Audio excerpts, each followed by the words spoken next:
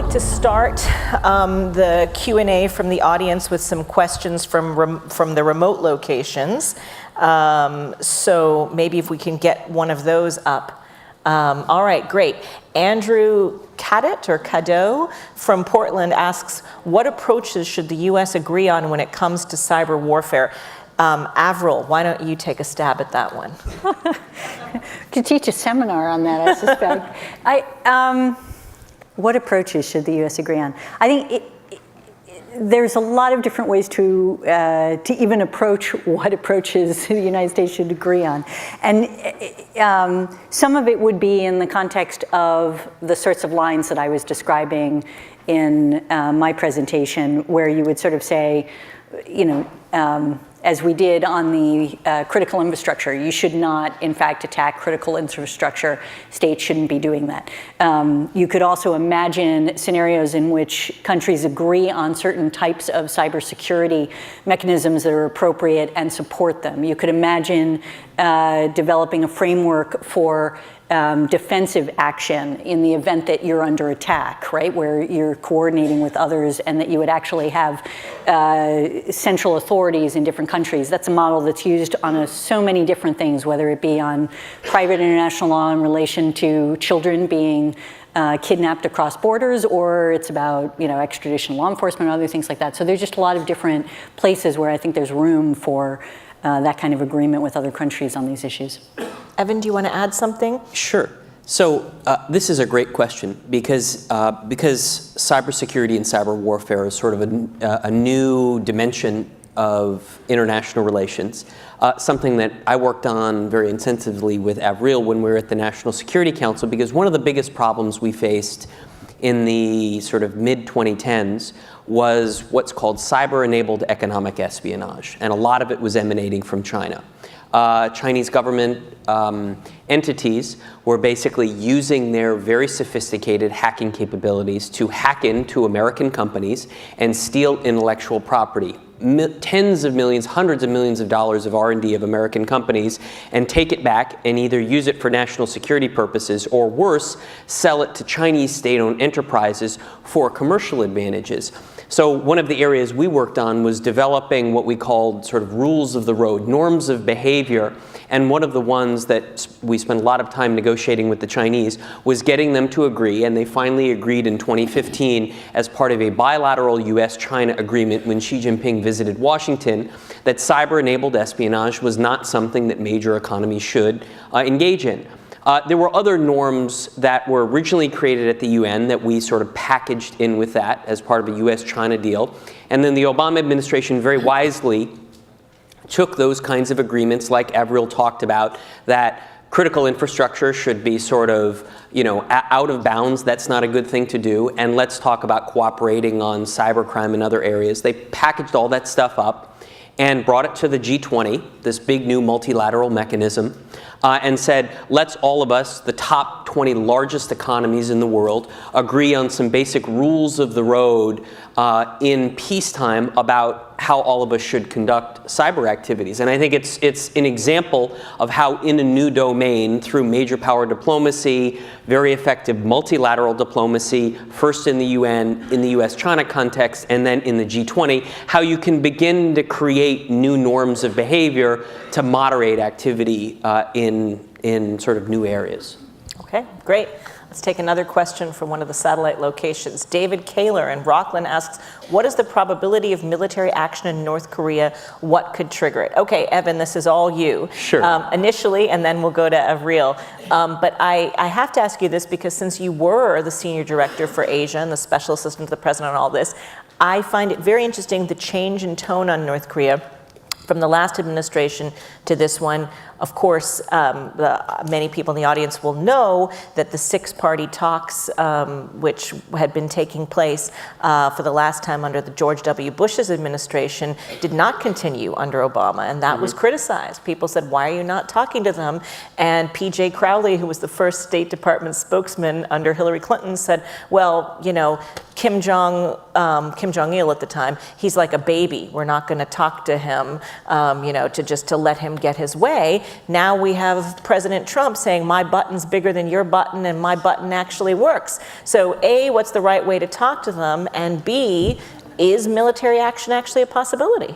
So my take is there's a 20 to 25% risk of military action. And when I say military action, what I mean is unilateral action initiated on the part of the United States. That's very specific. Why 20 to 25%? Well, I mean, it really comes down to how you think about the options. There's essentially 3 options for any president, no matter who it is.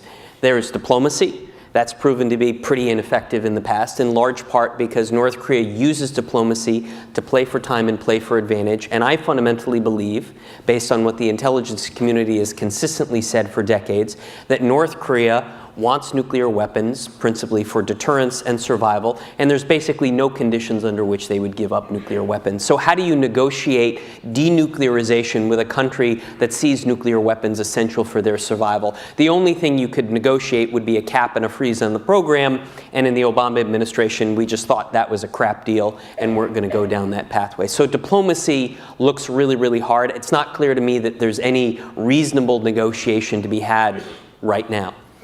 Second option is sanctions, what the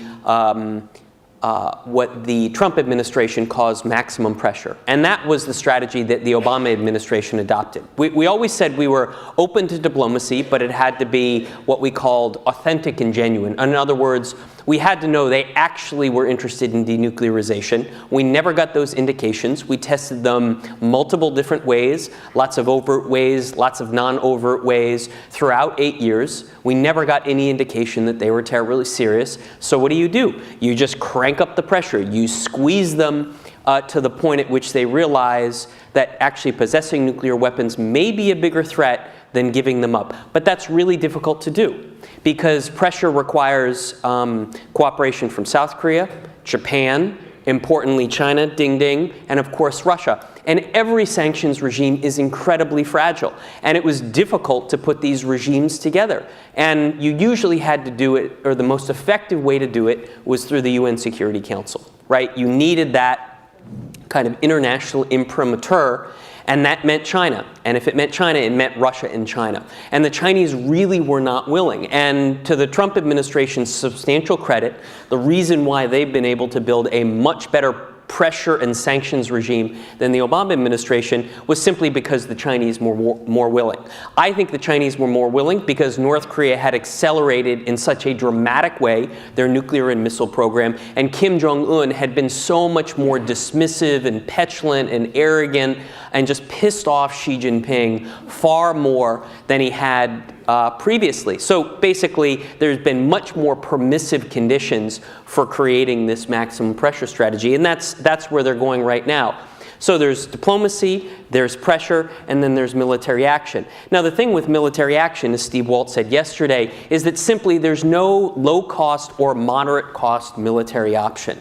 Any military option runs the risk of full escalation to all-out war on the Korean Peninsula. There are at least 250,000 American citizens on the Korean Peninsula. This would just be an absolute total disaster. And oh, by the way, neither the South Koreans nor the Japanese want the United States to take military action.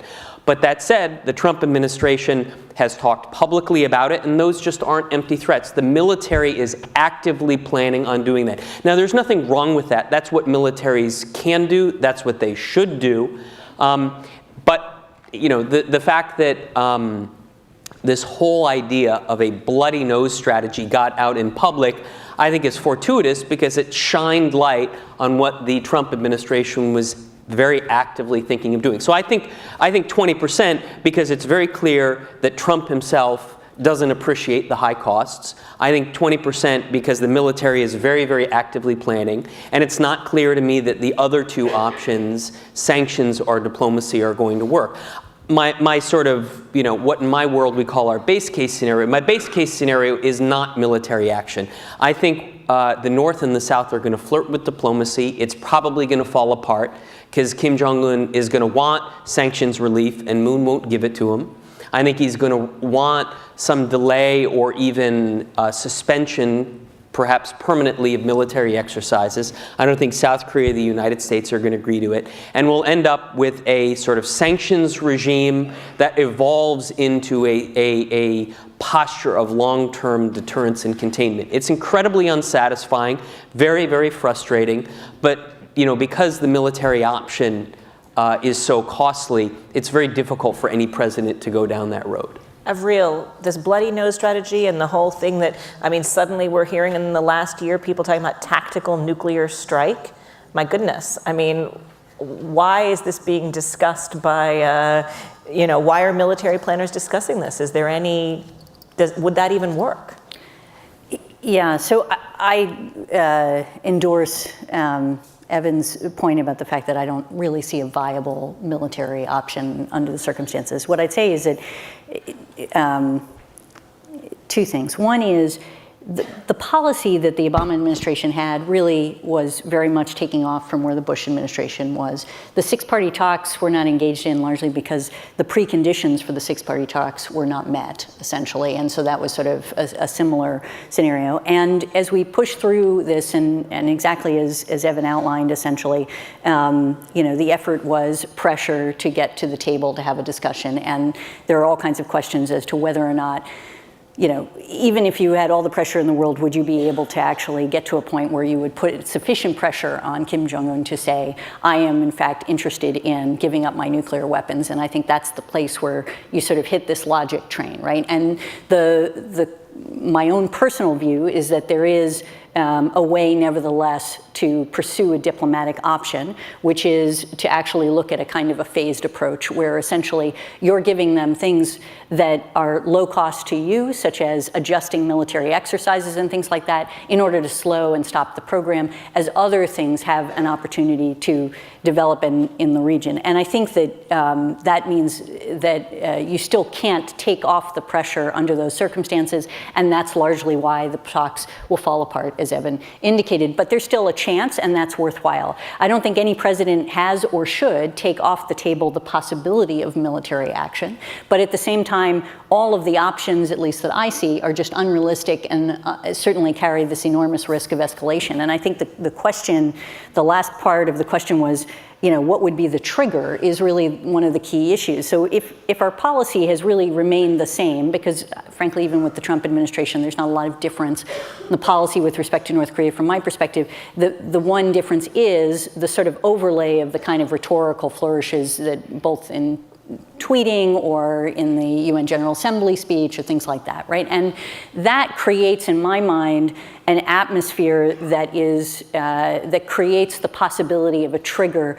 that is really essentially a mistake happening on either side. And that is really very concerning. And also, it's possible, right? It's possible more so in this scenario than in other scenarios. And that's a place where Evan and I saw it was essentially the North might do something that's provocative, the South might feel as if they have to do something in response, they might overplay their hand, you're trying to manage the situation and trying to calm things down.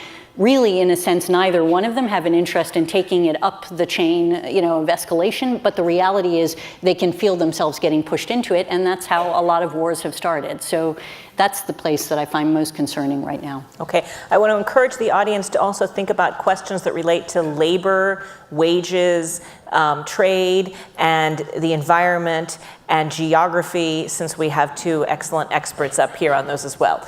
Okay, so Sue Cook from Portland wants to know, building on the values theme, what might the US party system look like in the future? Okay, well, we don't have any political party experts up here, but would Thea, would you like to take a stab at that, given that you were talking about the future of politics and sort of changes in values? Sure, I'll take a stab at it. I'm not sure the value system. Part of what I would say about the two-party system in the United States is that it hasn't left enough room. It does have a tendency for everybody to move into the center and ignore the people on their edges. But I think both parties are going through pretty dramatic changes right now. The Republican Party is in a little bit of disarray with the forces of the Tea Party and Trump versus the traditional kind of Chamber of Commerce establishment folks. And there's and the Wall Street versus the economic nationalists, you definitely feel a battle inside the White House. You see a battle in Congress. And it's not clear which way the Republican Party is going to come down in the future. But for the Democratic Party, I think this is, to me, more interesting that the Democratic Party does have a choice right now, that there's obviously a big opening. In the 2018 election could shape up to be a wave election. There's a lot of energy out there. We saw folks, I think people talked about it last night, Stephen talked about it last night, the energy in the Virginia election, of people coming out of the woodwork, people running for office at every level, not just the Congress and so on. And that, I think, if those folks have a really, a progressive, worker-centered economic policy agenda, I think that creates some really exciting possibilities. If everybody's just running on the same old lines, then I think it's going to be less interesting. So there's tension out there. All right. Would you like to add something? Yeah, so political parties is something that I've had to look at quite closely from outside the country. So what party was George Washington a member of? Right. So if you read the farewell address, right, John Avalon, I think, wrote a book about this recently, but he describes what happens when you put in place a party system and how it's a very easy conduit for foreign money and division and influence and all this sort of stuff. And what's happened in countries, especially small countries like the Maldives or Tonga or wherever, where the US has participated in, not nation building, but encouraging a certain path of direction, is that democracy has become synonymous with multi-party democracy. So going into a country, and this happened particularly clearly in the Maldives, it wasn't, and it's a small country, it's like 350,000 people, right? You've got companies that are much bigger than that and don't need factions on the governing board. Putting in place political parties has meant that it's very easy to funnel money in from, in the case of the Maldives, Saudi Arabia, in through the party system and change the whole shape of domestic politics. So the whole idea of party, you're not going to get rid of the party system in the US, obviously, but it's useful just taking a step back and looking at what political parties can do when you're advocating a certain sort of democracy abroad. And if the country is small enough, it may not even need political parties, and you may want to work more towards a different type of system. And there are multiple different types of systems that don't involve that kind of embedded, especially foreign influence and division in the structures. All right, let's go to a question here in the Camden Opera House. Charlie Graham, Camden. This is a question that merges foreign policy and trade. Back in the 70s and 80s, when I was traveling on international business through Europe, the Middle East, Africa, I saw a distinct tendency on the United States to give generous trade opportunities for foreign countries in the United States, even though it was known that these trade opportunities would affect American business and labor badly. The Cold War is over, but I'm wondering if our current geopolitical stances are still using that sort of manipulation of trade. All right, thank you. Thea, can you take that one? Well, I think that's been a longstanding criticism of U.S. economic policy, that it's based on sort of doling out privileges or favors for countries that we want to get close enough to. And I've certainly heard a lot of conversations in Washington. The next country on the free trade agreement schedule might be a country that the U.S. is trying to build closer ties to. But I think what's more damaging right now is whether it is the multinational corporate interests that are dominating the trade agenda as opposed to the foreign policy interests. I mean, I think it's natural in some ways that foreign policy will be a consideration in trade agreements and trade policy, but that the fact that the U.S. hasn't put, in my view, enough energy and emphasis on things like democracy and human rights and workers' rights because they're afraid of alienating or annoying a foreign government that they want to get close to me is a failure. It's a short-term strategy that has long-term consequences. And I think you see this most clearly with respect to China. That when China joined the World Trade Organization and was granted permanent normal trade relations, there was a 1,000-page document of all the things the U.S. negotiators asked for from China. And it was mostly things that companies needed and wanted around, Walmart's retail floor space and subsidies and other things. And this, it's partly because of the way the WTO is, but there was nothing in there about democracy or human rights or the environment or workers' rights in 1,000 pages. And that, to me, is a misuse of U.S. economic clout as it goes around the world. So can I come in here? Yes. So I have a slightly different take.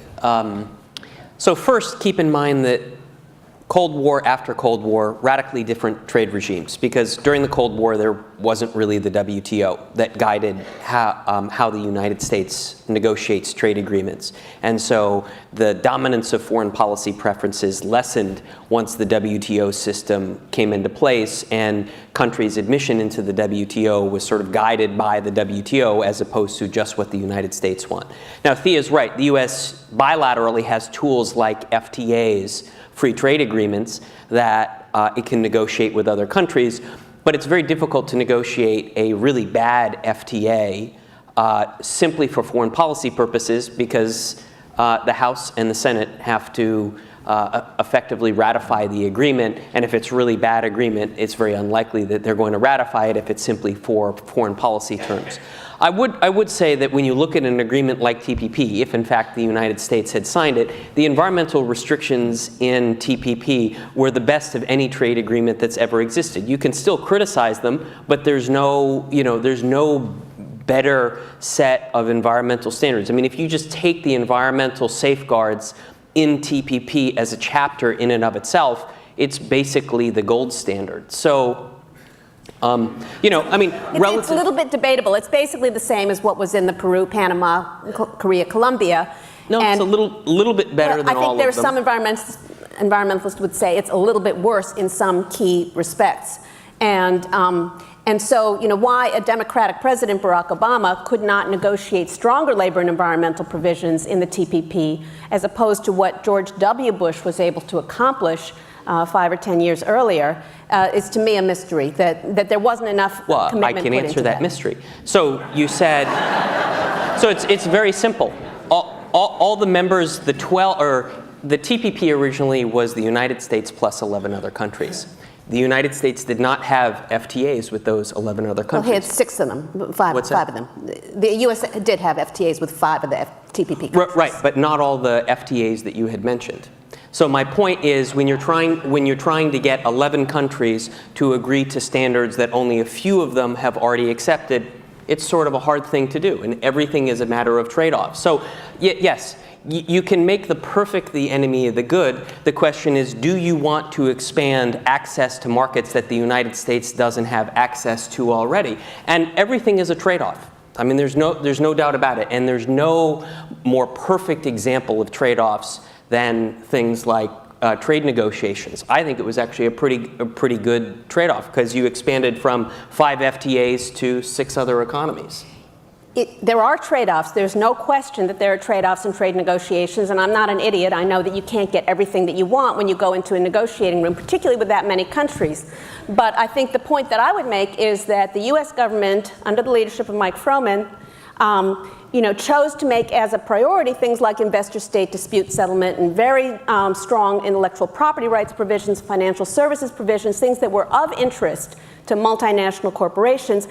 Some of those were not welcome to the TPP partner countries. And so if you put those things first, then yeah, there's not a lot of juice left when you go to ask for labor and environment standards. But if you had started it a different way and you had a whole different frame, I don't know what we would have accomplished, and maybe you would have seen a different outcome. All right, well, I have an idea for the Camden Conference,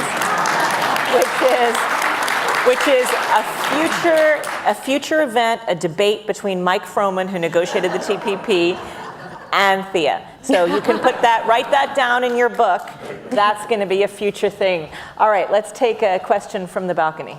Riverlicious from Mount Blue High School, and I'm curious, given the rising tensions between China and the U.S., to what extent is Thucydides Trap relevant today? Whoa! Okay, does everybody know what all right, everybody, out the great question. Trap. Great question. Okay. All right, does everybody, you don't have to pronounce it, But everybody raise your hand who knows what the Thucydides Trap is. Okay. So the Thucydides Trap is the idea that a rising power and an established power, it's inevitable that they will come into conflict. It's all based on a book that Thucydides wrote about the rise of Athens and Sparta's reaction to it, that Athens was actually challenging Sparta. And so there's a very famous book that's just out by a Harvard professor named Graham Allison called The Thucydides Trap. And what he does is he traces the historical record of rising powers and established powers and looks at whether or not conflict is inevitable. Now, there's lots of stuff you can debate about whether or not he looked at the right cases and approached them in the right way. But nonetheless, there's this very active debate about whether or not China as the rising power it's inevitable that the US and China are going to go to war over something. So I think it's an interesting theory. I think it's something that the United States always has to be concerned about because, as I said, there are growing sources of competition in the US-China relationship. They used to be largely focused on security issues, US commitments to its allies like Japan and Korea and Australia, US-China disputes over the South China Sea, and increasingly the areas of competition are expanding from security now to areas of trade and investment, and I talked a little bit about those. So I think we need to be aware of it. It's something that we in the Obama administration were acutely aware of, and so we sort of packaged into how we approach the US-China relationship a variety of things. You can call them I used to call them speed bumps or fire breaks to try and sort of slow down the extent to which competition might actually lead to rivalry or conflict. Things like, we built this very sophisticated architecture of communication between our two sides. We built dialogues to address the greatest sources of competition in the US-China relationship. We had something we called the Strategic Security Dialogue, in which we brought together the State Department and the Pentagon on the US side, and the Chinese Foreign Ministry and the Chinese PLA on the Chinese side. Now that sounds pretty standard, right? I can tell you it was like giving birth, because the PLA and the foreign ministry in China simply don't talk to one another. So we were using a bilateral mechanism to try and break down the bureaucratic walls that existed within China. I'll give you another example. One of the biggest sources of potential conflict between the United States and China is an accident or a miscalculation, right? Some sort of incident that happens that escalates. Very obvious examples would be if an American plane and a Chinese plane, let's say, hit one another. Anybody remember the EP3 incident in 2001? Or if two ships or submarines. So one of the things that we worked on was creating confidence building measures that were essentially rules of the road. And what we did was we got professional military officers from the US Navy and the Chinese Navy and the two air forces, got them together, put them in a room, and said, you guys can't leave until you come up with some rules of the road about how to operate when you get into the vicinity of one another. How do you talk to one another? What language are you going to use? What radio frequency? What are sort of the rules of the road to prevent an accident from happening? And then if it happened, to sort of have some procedures in place. So there are things that you can do. But another way to look at the Thucydides Trap is one of the problems with the theory is that it doesn't account for big new things in international relations like nuclear weapons. There's this whole theory in international politics that one of the reasons we haven't had a great power war since World War II is the advent of nuclear weapons. When you have two nuclear states, that creates an enormous amount of restraint. So the likelihood that an accident, a miscalculation, or just a big fundamental difference over a thing like a territorial dispute would escalate is much more limited. Another argument is the deep degree of economic integration between the two economies. Now, of course, there's always been economic integration, but the fact that you have these supply chains that flow across the Pacific, the fact that there's a deep degree of investment as opposed to simply just garden variety goods and services trade, that degree of integration may also exercise a degree of restraint. Cleo, I wanted to ask you to jump in on this, especially from the geostrategic point of view. Yeah, so who knows what happened in the Himalayas this summer between India and China? Okay, so China was decided, as part of its Belt and Road Initiative, which is strictly commercial, it's just about business, don't worry, no strategic implications at all, that it was going to build a road into disputed territory between China and Bhutan. And the Bhutanese called up their friends in Delhi and said, we're not so sure about this. And Delhi sent some troops in to face off against the Chinese in the Himalayas over the summer. And it was a very important moment because India's trying to position itself as a potential leader, strategic leader, especially in the region. And the question was, would it blink? And the Indians didn't blink. And they did something very interesting. The Chinese tried to provoke them. They put up a bunch of racist YouTube videos, like kind of really egregious. And they were, I think, trying to provoke a populist response in India that would make the Indians look bad. But what the Indians started to do in a very semi-organized way was stop buying Chinese products. And then sort of trotted out this law, this kind of Foreign Enemies Act, which said, you know what, and by the way, if we go to war, we can seize all of your property in India. So they were willing to use, or at least say that they were willing to use, tactics that the US may or may not be willing to use for some of the reasons that Evan described, which is why having multiple sorts of partners to face down this Chinese situation may be very helpful. You know, we have a lot of the US losing a position has been a little bit of own goals. The Kingdom of Tonga was hit by the largest cyclone in recorded history on the 12th, just a few days ago. It destroyed about 80% of the electricity supply, the Parliament building. It did a ton of damage. We are supposed to be represented by our Five Eyes partners in the region, Australia and New Zealand. They came in with a little bit under $1 million in aid. The Chinese have come in with almost the same amount of aid, and you can be sure they're going to be offering a loan to help rebuild, and they're probably going to want a port as part of the rebuilding process. That's our fault, right? So China can take advantage of our weaknesses, but if we consider this a generalized strategic threat, not only can we up our game, but we can incorporate our allies into upping our game. But the Chinese, as you say, do it quite differently. You go to a place like the Cook Islands, and you can say, oh yeah, there's a ton of Chinese investment in the Cook Islands. Yes, but it's all Chinese labor that was imported to do that, to build those buildings. It's all under China's term. A lot of it is loans. Yep. Not aid. They do foreign aid in a very different way from the way the United States has done it, and we can't leave that out of the conversation. That's correct. And a lot of countries are starting to get bit by that. Sri Lanka was just bit by that. They took out the loan, and they had to basically give them a port when they couldn't repay the loan. And fundamentally in these countries, especially in the Pacific, the new influx of Chinese population is bringing with it gambling, prostitution, drugs. Fentanyl hits the Pacific, we're finished. So they want an option. And if the Five Eyes don't up their game, then one option is let India go in and at least help create some, e-education, e-healthcare, that sort of stuff to at least float the economies a little bit so that they're not so dependent on those Chinese loans. Because we don't play the same game China does.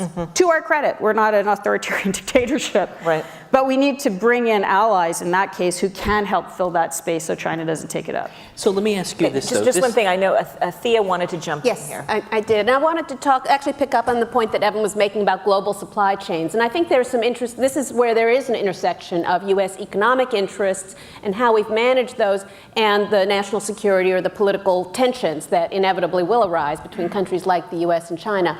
But in terms of global supply chains, the U.S., I think, has been heedless by putting so much concentration of a lot of key supply items in China without a thought about what the future national security implications of that might be, so that China has a lot of leverage over the United States in that sense.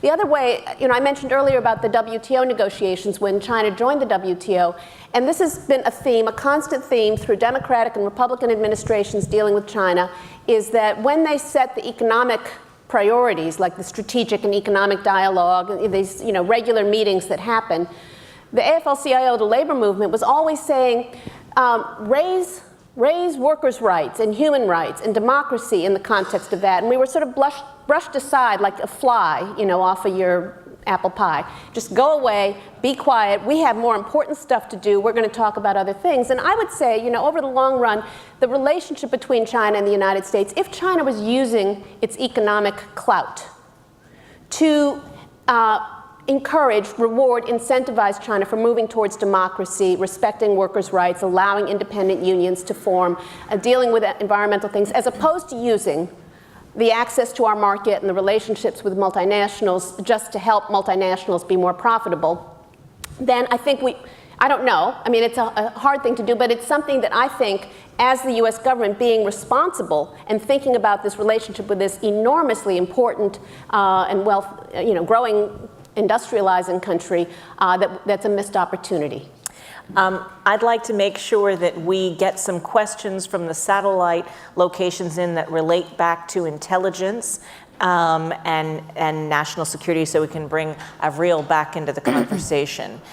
So let's hold off on that question for a moment. Is there anyone else in the audience here who has an intelligence or national security related question? Up with number 3. Does one of you have an intelligence or national security related question? I can see someone down here who does. Oh, yes, please, go ahead.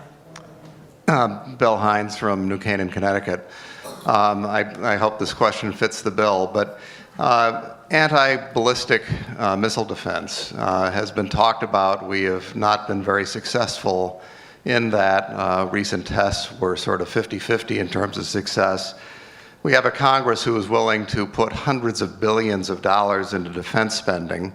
I don't see any effort to make that anti-ballistic defense system a viable system. We can put very sophisticated hunks of metal on moons and planets and do many other things which are pretty amazing. Why can't we do that? And is that a strategic option for us? Thank you.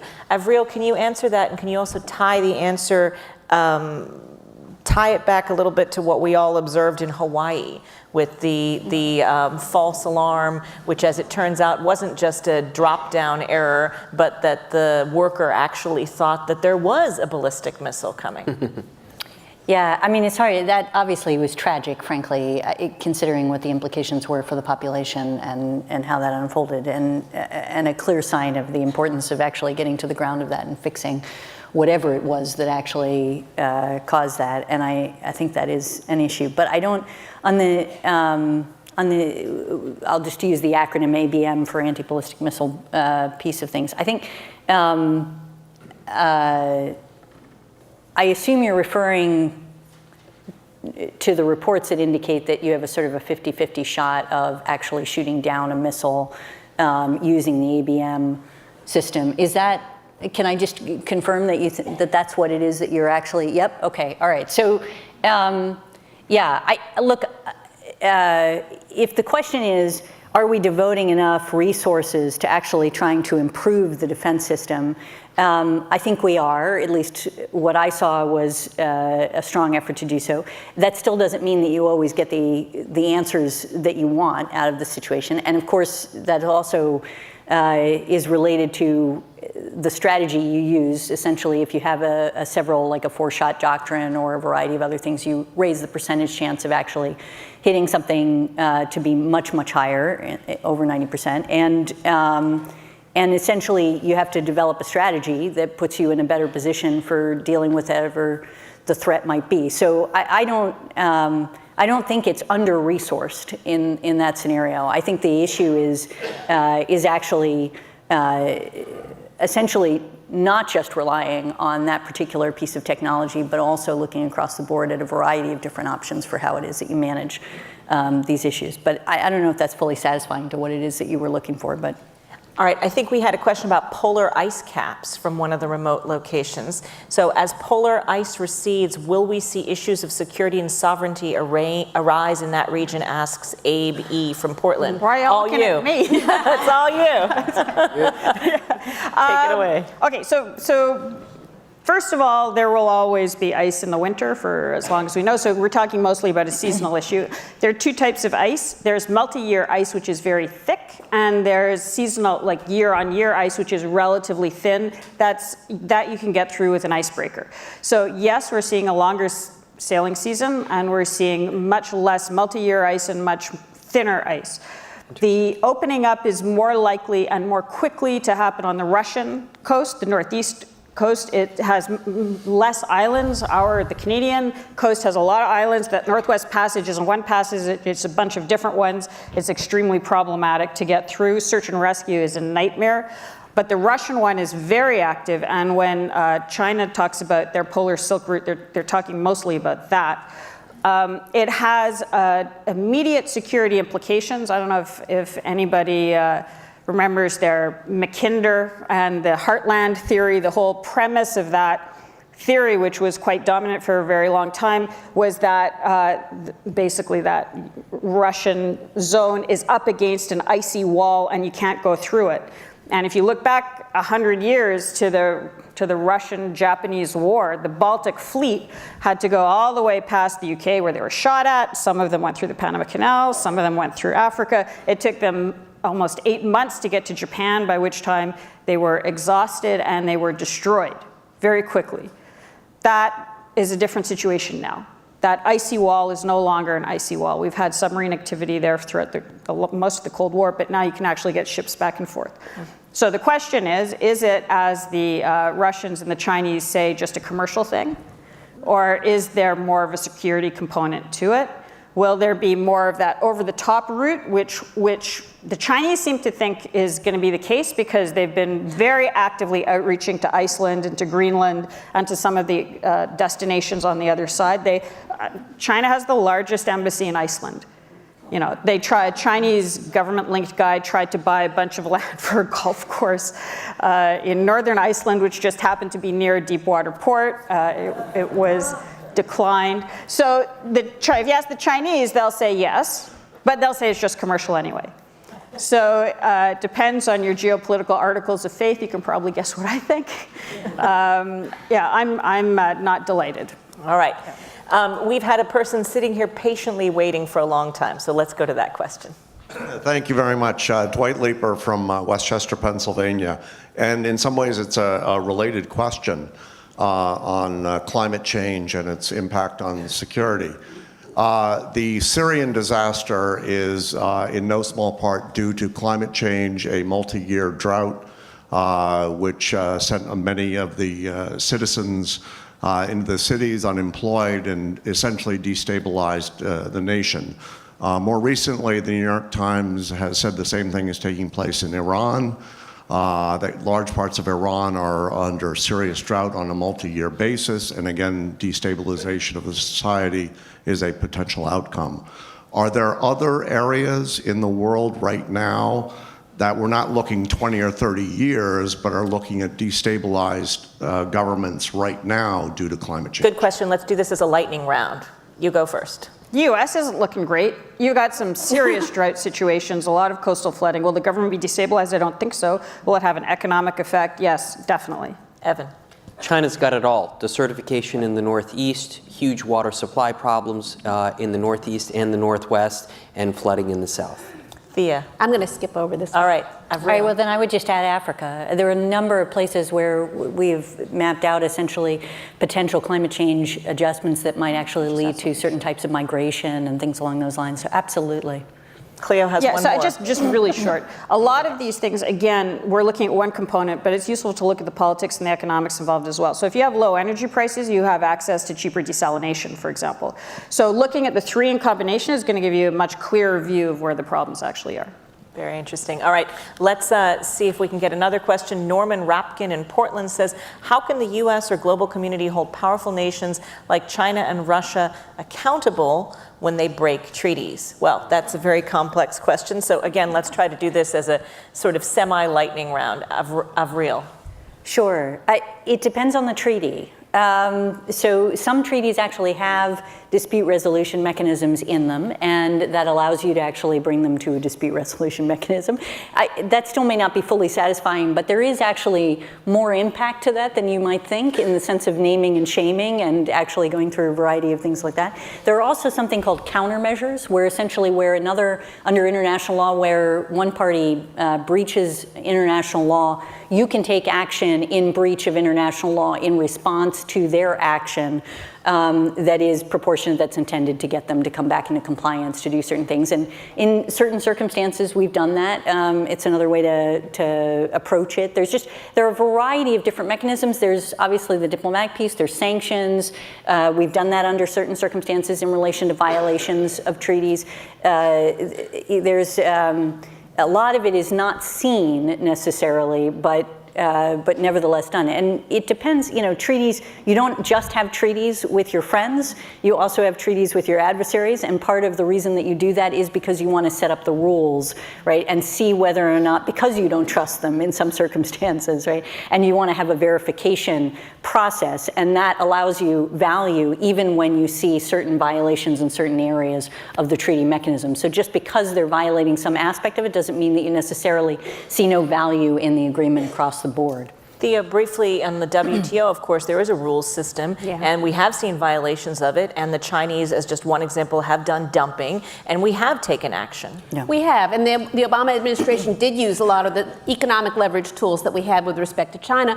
However, it was hard because a lot of the violations in China are kind of across the board. They're sort of systematic, and they're so widespread that if you use targeted economic sanctions for one case at a time, you may be missing the big picture. And that's one of the reasons there was sort of a domestic coalition in the 2000s about currency and around workers' rights, that we were saying that the U.S. should bring more comprehensive action, economic action against China. I mean, less so with respect to Russia, but because the U.S.-China trade relationship is so imbalanced, we run a $375 billion trade deficit every year, I would argue that that does give the U.S. more leverage if we're willing to use it, and we haven't always been. Evan, briefly. So I think this is a great question because we're going to see more of this revisionist behavior from China and Russia because they are so dissatisfied with what they see as the preponderant or excessive U.S. influence in the international system. And when you're dealing with big countries like that have a sort of sense of greatness, and they engage in that revisionist behavior, you simply have to make them pay a cost. Now, there are a whole variety of different costs. There are material costs, like sanctions. There are non-material costs, like opprobrium, kicking them out of institutions.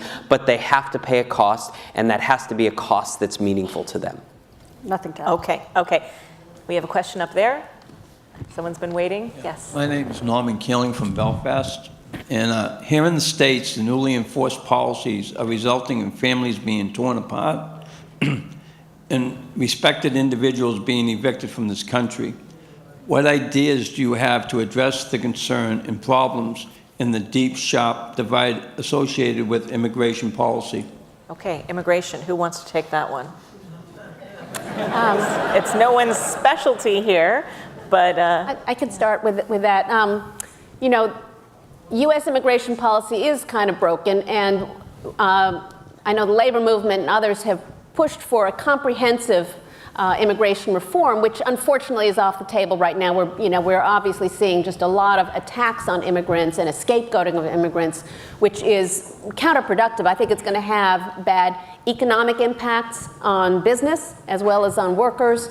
One of the things that we've seen is when we try to bring immigrant workers, undocumented workers, out of the shadows and to legalize them, that it's actually good for American workers in a lot of ways because they can no longer be used, the undocumented workers can no longer be used to undercut native-born workers. And that is the dynamic that we started to hear people are facing, that if an undocumented worker complains or asks for a raise or tries to join a union, they would be threatened with deportation. And I think, unfortunately, the current Trump policies are playing into that. But I think there is the basis for a bipartisan agreement on this, maybe in the next Congress. All right, let's take a quick question here before we go to another from a remote location. My name is Bob Hirsch from Owl's Head, Maine.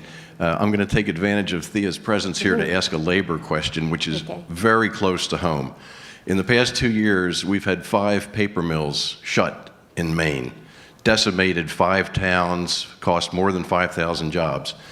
We have a study going on trying to find what to backfill with that would take advantage of our forest resources. So the debate that's going to come, I think, is since the competitors for paper were mostly in the South, that were not, which were right-to-work states, Should Maine become a right-to-work state? Would it make it easier to attract industry to backfill? Wow. And I will say no, that not a big surprise there, but that's fascinating. And this is really one of the reasons that I care about trade policy and that I'm so involved in, is that in the absence of universal rules and enforced rules to protect basic workers' rights, the internationally recognized workers' rights, it is inevitable that states or countries come into competition with each other, sort of a race to the bottom kind of competition where, well, if they've busted the union in South Carolina, then Maine should bust its union as well. And that's one logical answer. Or you can say that's why we need to build up workers' rights. And that's why the International Labor Organization reached consensus that workers all over the world deserve to have the right to freedom of association, the right to organize and bargain collectively. So it's not really an answer for you, but I would say it's a short-sighted thing. If you bust unions, you can do that. You can cheapen wages for the short term, but a lot of what we've seen is that the states that have gone that route have lower education, they have lower wages, they have lower social safety nets. They're not actually nice places to live. And some of the states that are most successful right now, like California and Washington State, are states with strong unions and strong regulation. And you can see that internationally as well. Sweden or Germany are states with strong unions, and they're competitive because a strong union can lead people to be more innovative, more secure, less turnover, higher productivity, and more of a tax base to support the kinds of things that a state like Maine would need over the long term to really flourish. Thank you. Let's take another question on the screen from one of the remote locations. Okay, David Smith in Belfast says, how has our use of violent regime change around the world influenced our ability to build a stable international order? All right, well, I think that's yours. Avril, we'll let you start with. No pressure. I think I'm going to have to question the premise. Our use of violent regime change. So I assume that the person is thinking of Iraq, and we had mentioned some times that are very much in the past, like Guatemala and Chile, but they may be thinking of other places too. So then let's take Iraq as a perfectly reasonable, and I suppose there's two Iraq scenarios, right? One, and the second one when we actually did remove Saddam with the coalition. But I don't think that particular example certainly is one that lended itself to building a stable international order. I wasn't a particular supporter of the Iraq War at the time, and do think that did not. But I'm not sure that in every scenario in which essentially you come back at a country that, for example, may have invaded another country and you're supporting others going into it, that you are always going to be destabilizing the situation under the circumstances. I'm a fan, not surprisingly, I suppose, of the structure, the current structure established through the UN Charter of essentially having a basis for taking action where you have a self-defense rationale, so there's some imminent threat. In other words, another country is attacking you under the circumstances, and you should be able to defend yourself in that way. Or there is a UN Security Council resolution essentially that provides a basis for action. And I guess in the context of Libya, that might be another example. There was such a UN Security Council resolution and there was a peace, but I think there's a lot of folks who would I guess question whether or not the ultimate situation that we've ended up with is one that is more stable in those circumstances, although I think there were a lot of reasons at the time for taking action against Gaddafi in light of what he was about to do to his people in Benghazi. So it may be that it's not the only metric against which you decide to measure a use of force under those circumstances. Evan, let me ask you, has it ultimately, I mean, I know you weren't the Middle East special assistant to the president, but certainly... Yeah, that was a deliberate choice. Yeah. But you know people very well who were involved in that on the National Security Council who had to speak about our policy. And I'm thinking about your wife, who was a National Security Council spokesperson and had to speak about Middle East policy all the time. So I'm just thinking about on something like that, what do you say when people say, whether it's the Bush administration, whether it's the Obama administration, God forbid that anything bad happens with the Trump administration on this, but if we do get involved in regime change, is it counterproductive? Does it ultimately lead certain nations or regions to turn against us because they look at that and say, what are you doing? So like most big issues in foreign affairs, there's no crystal clear answer, right? I mean, there's always positive and negatives. I mean, I think in the instances, in terms of the U.S. invasion of Iraq, both the action itself, but also the exceptionally poor handling of the aftermath, and then of course what the Obama administration did in Libya. I mean, I know very tangibly that sent a very clear message to the North Koreans that you better have nuclear weapons, because the one thing that neither Saddam nor Gaddafi had was nuclear weapons. So there's an example of very clear, very explicit blowback, and that's just, made it much more difficult for the U.S. to find space for a diplomatic option. But, keep in mind there are also ways in which you can do very, very creative things in international relations that have very positive consequences. The examples I'm thinking of are, when the Obama administration decided to open to Cuba, right? I mean, the Cubans were very concerned at first that this was a surreptitious effort at regime change, when what it was an effort to sort of reach out to, move past an old approach that clearly, isolating them had proven to be unproductive. And that's something that can have very, very positive effects around the world, because, when we started working with governments but when we were looking to upgrade our relations with countries like Vietnam or Myanmar, or even when we went to North Korea, right, we could say to them, look, like, if you want to have a good relationship with us, that doesn't involve regime change, you can do that too. And those can be very, very powerful arguments when you can point to the North Koreans and say, hey, we negotiated a nuclear deal with Iran and we didn't bring down Iran. Right. We, opened with Cuba, and look what happened there. We normalized relations with a military-led government in Myanmar. So this can be done without it precipitating regime change. So it's important to look at sort of the totality of behavior before coming to conclusions. Well, that's exactly actually what I wanted to ask you, whether you have the Libya example on one hand and the Iran nuclear deal example on the other hand, and which is the one that is guiding the perception of us around the world. There's no clear answer to it. All right. Does anyone else want to jump in on that?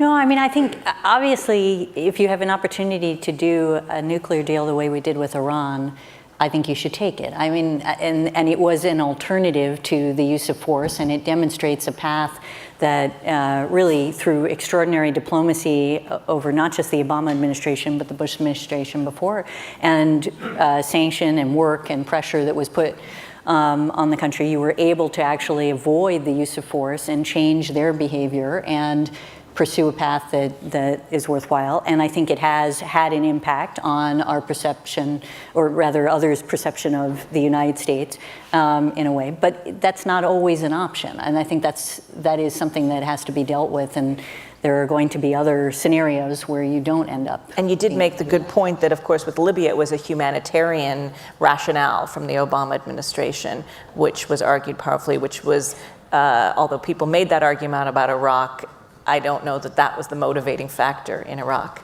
Yeah, so speaking from outside of the U.S., I think when you're in the U.S., you tend to self-criticize, appropriately. If I'm a guest in your fine country, I'm not going to say anything else.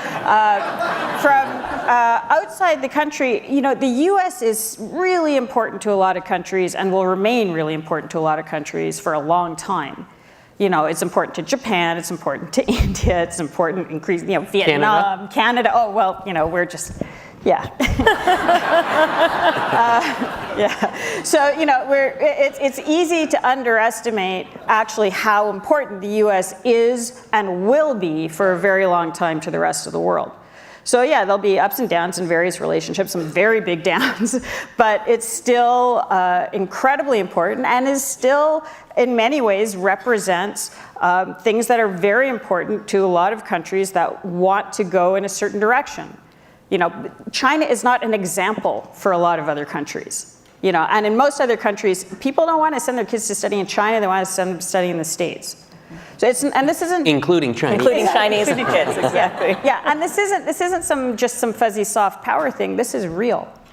So it's I would say don't discount yourself, and in terms of how important you are to the rest of the world. And yeah, there'll be ups and downs. Everybody knows, you know, at this Ricina dialogue, all the Americans said, ignore the tweets, just watch what we do instead. And the rest of the countries, rest of countries in the world are relatively mature about this. And there is not that many other countries that can offer anything close to what the U.S. can offer. Well, thank you for ending us on that incredibly optimistic and positive note.